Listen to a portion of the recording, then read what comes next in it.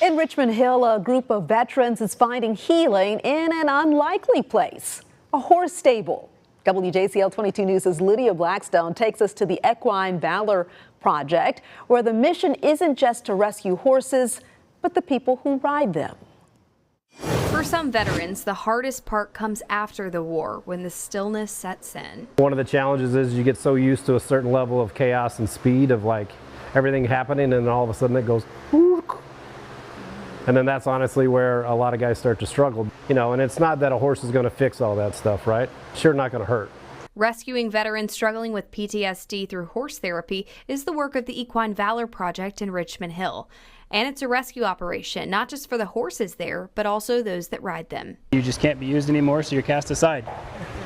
You know, and then you're by yourself, and then you have places like EVP that can bring you in, you know, feel a part of the family again, and then thrive. So it absolutely is a rescue. Mike and Danny founded the project with the help of a family in Richmond Hill. When they heard of the mission, they offered up their stable to be a place for veterans to come. Veterans that are transitioning out of the military and their families, people like the Bettingers. This was kind of a good stepping stone for me to find a new team and be a part of something bigger than myself.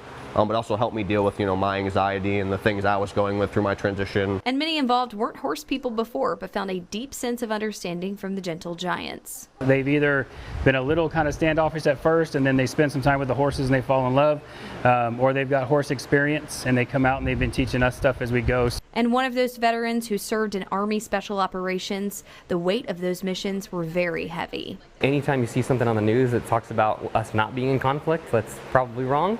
And in SOF, you always have this trigger or this tie to go somewhere. The organization just getting started with a call to come as an open door for those that may be struggling. Like, that's why we're here talking to the camera, so other guys that are struggling by themselves that don't have somebody to call, you can just reach out and say, hey, I want to come and, you know, join the movement if that is. In Richmond Hill, Lydia Blackstone, WJCL 22 News.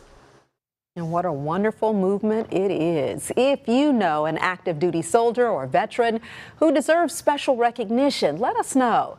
You can share their story by emailing lydia.blackstone@hearst.com.